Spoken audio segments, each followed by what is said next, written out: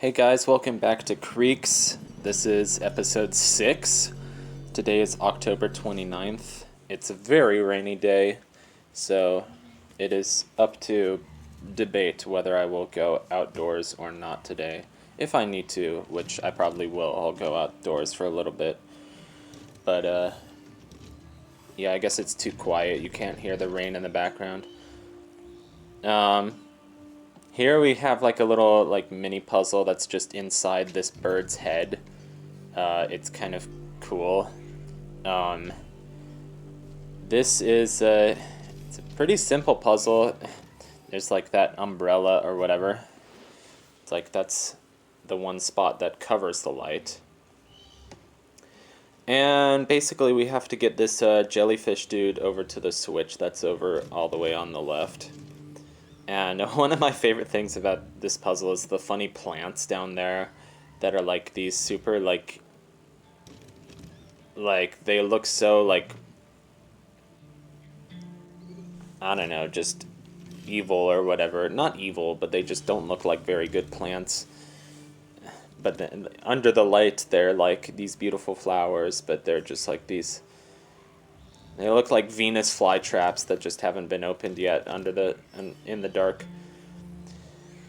Which I love that. I love that that's the theme of this game. Like, ooh, it's the darkness. Everything is different in the light, and everything comes alive in the darkness, and it's kind of spooky. Happy Halloween. I don't know. I guess I don't enjoy Halloween as much as most people do, but that's not true. I like pumpkin, and I like oranges and blacks, and I like sort of, I don't know, I don't like Halloween that much. I don't like horror movies, and that's not because I don't like getting scared, but I just don't, I don't know what it is. I would have like this whole explanation of like, well, no, actually I'm fine with being scared, but they just depress me or something stupid. It's too early in the morning. I don't have my brain isn't fully awake yet. And yeah, what a morning. I didn't even sleep that well last night. I just wake up every morning with a headache.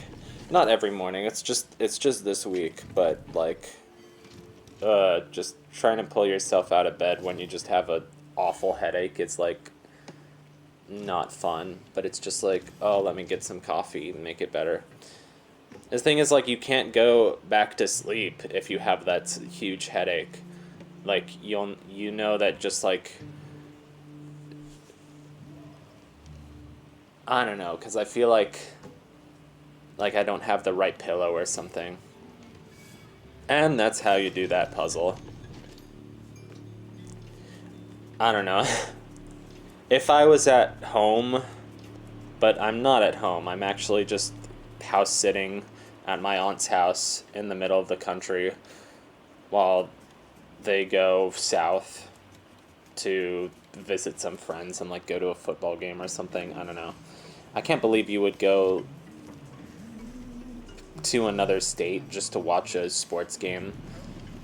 So I don't think that's the case. I think they actually have friends there. They're going to Alabama.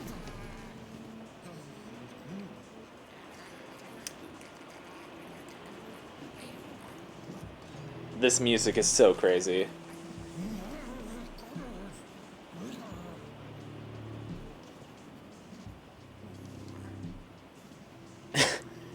So basically this guy is like the warrior or chief or whatever, and the other guy's like the scientist, and the warrior's just like, oh, I'll solve everything with my slingshot, and the smart guy, the librarian or whatever, is like, no, well, we need this specific book. And then he just starts picking up books randomly, and he's like, this book, no, it's the codex, it's the special book. So throughout the next sort of like few chapters of the game, it's basically just the scientist dude trying to get the codex until we meet the next character, who the next character is actually pretty cool. All these bird characters are cool. This room is the room of busts, and it actually has some really nice music, some like organ, and they give this whole chapter of the game a sort of very churchy feeling, and I love it. I love all these busts. They're sort of malicious, and the one on the bottom left has the woman with the big hair has this like piece of bubble gum that she keeps blowing and popping over and over again, and it's funny because it just makes a really loud noise, and a few of them like kind of chuckle, and they look like creepy vampires when they chuckle, and I like it a lot. I'm trying to think if any of these busts are actual historic people. They probably are, but I mean, that one on the sort of lower right, just right of the central ladder with the really pointy chin sort of looks like Julius Caesar to me. I don't know. Or maybe not Julius Caesar, but like one of those Roman guys. He just has a very pointy chin. One of those Roman guys. Gee, I sound so smart today. I really sound like I know what I'm talking about. There's the bubblegum again. So, that puzzle wasn't too hard at all. Which is too bad, because I like that room with all the busts. But anyway. And of course the birds get their own busts. Another cutscene. Oh my goodness, the ceiling is shaking. Oh, no. Ah! Too close. Too close for comfort.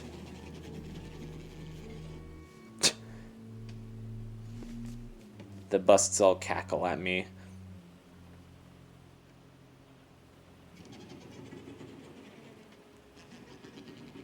It's such a creepy sound. I love it. Oh, we got a painting thing. Two 18th century looking hunter dudes in the forest with a dog and a creepy bird person watching them from behind the tree.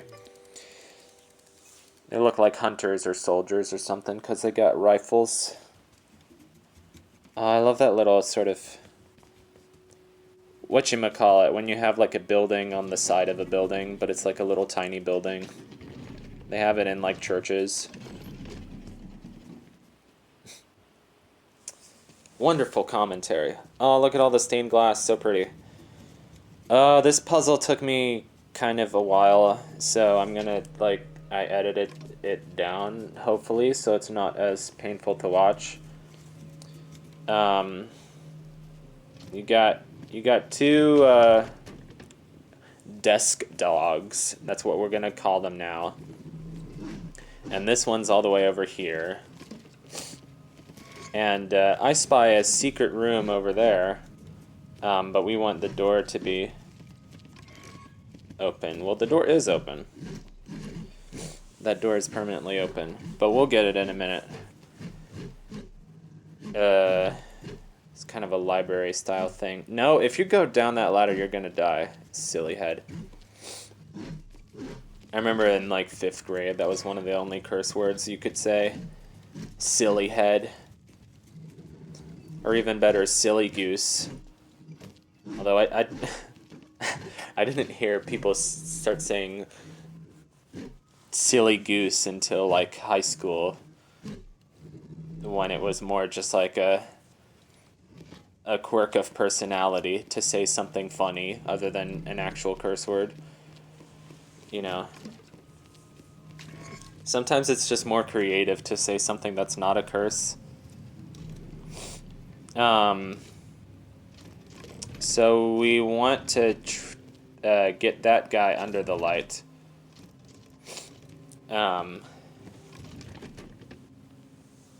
So we basically want to turn on the light switch that's right above him. And in order to do that, we need somebody. Well, we need that dog right there, but the only question is, like, how do I get back up? You know, so the dog will run to the end of the platform. Or, no. Okay. Well, See, this is... The dog will run to the end of the platform. But if I try to go up, he won't stay there. But while we're trying to figure that out, meanwhile, here's the secret room down here. And we got a dude playing the harp. And I love how the harp is, like, made out of the tree.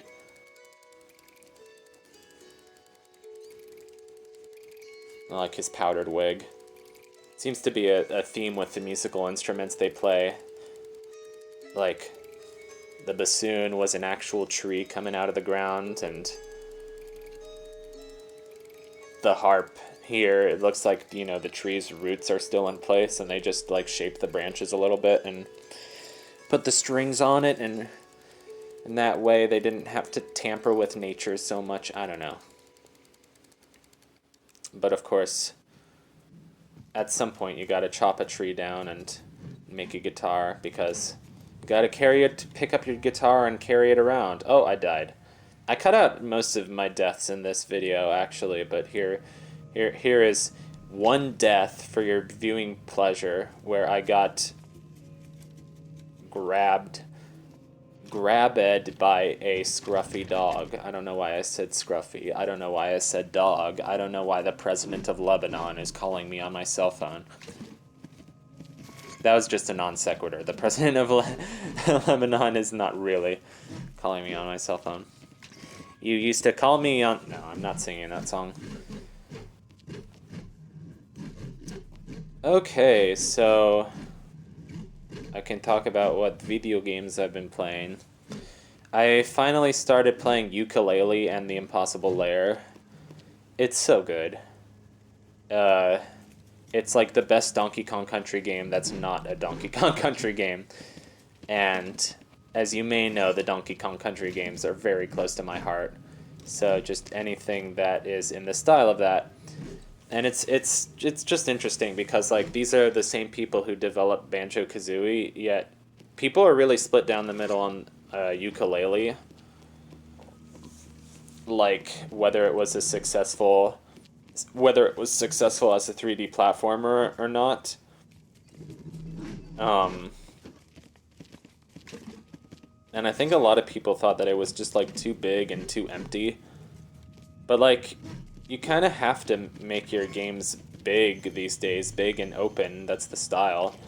But, yeah, there's a door there. That's interesting. But I don't know, people seem to be more universally in praise of learning. No, in praise of Yooka-Laylee and the Impossible Lair. If they weren't comparing it to Banjo-Kazooie, then, like, Yooka-Laylee would be a just fine game, because a lot of 3D platformers, you know...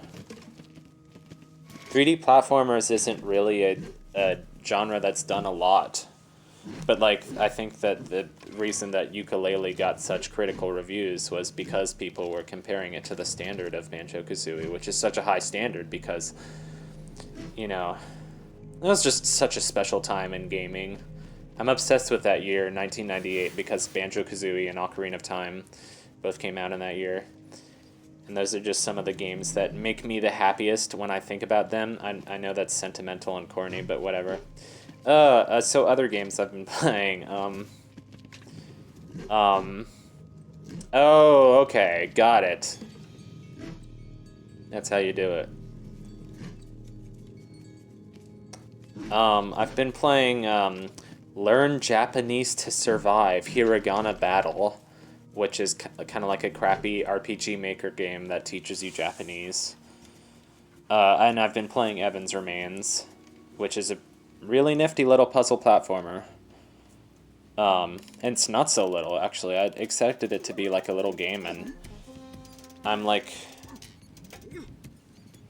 3 hours in. No, probably not that much. But it's like an actual, like, couple hours length game.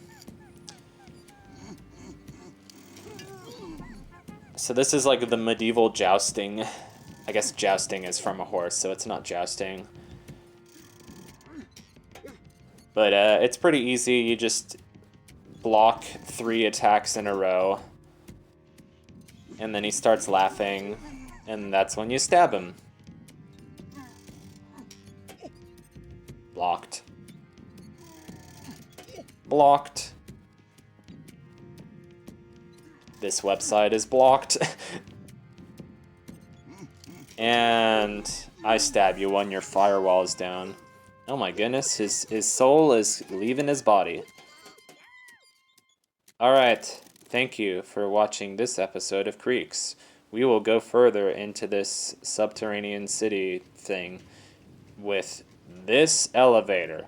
So tune into the next episode to find out where this elevator takes us. Goodbye. Thanks for watching.